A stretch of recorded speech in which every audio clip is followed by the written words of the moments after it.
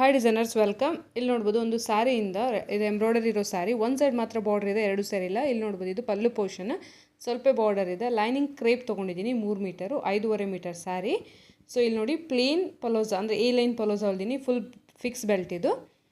ಇಲ್ಲಿ ನೋಡ್ಬೋದು ಸೈಡಲ್ಲಿ ಜಿಪ್ ಹಾಕಿದ್ದೀವಿ, ಹುಕ್ ಹಾಕಿದ್ದೀನಿ.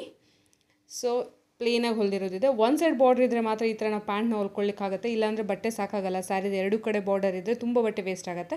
ಸೊ ನೀವೇನಾದರೂ ಸ್ಯಾರಿಯಲ್ಲಿ ಈ ಥರ ಬಟ್ಟೆ ಹೊಲಿಯೋಕ್ಕೆ ಪ್ಲ್ಯಾನ್ ಮಾಡ್ತಾ ಇದ್ದೀರಿ ಅಂದರೆ ಒಂದು ಸೈಡ್ ಮಾತ್ರ ಬಾರ್ಡರ್ ಇರೋ ಥರ, ಅಂದರೆ ಎಂಬ್ರಾಯ್ಡರಿ ಏನೇ ಇದ್ದರೂ ಒಂದು ಸೈಡ್ ಇರಲಿ, ಮತ್ತೊಂದು ಸೈಡ್ ಇಲ್ಲದೇ ಇರೋ ಥರ ಸ್ಯಾರಿಗಳನ್ನ ತೊಗೊಂಡ್ರಿ ಅಂದರೆ ನಿಮಗೆ ವೇಸ್ಟೇಜ್ನ ಕಮ್ಮಿ ಮಾಡ್ಬೋದು.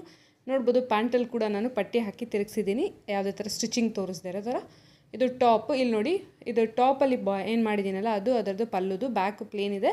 ಸ್ಕರ್ಟಲ್ಲಿ ಮಾತ್ರ ನಾವು ಇದನ್ನು ಈ ಥರ ಮಾಡಿದ್ದೀನಿ.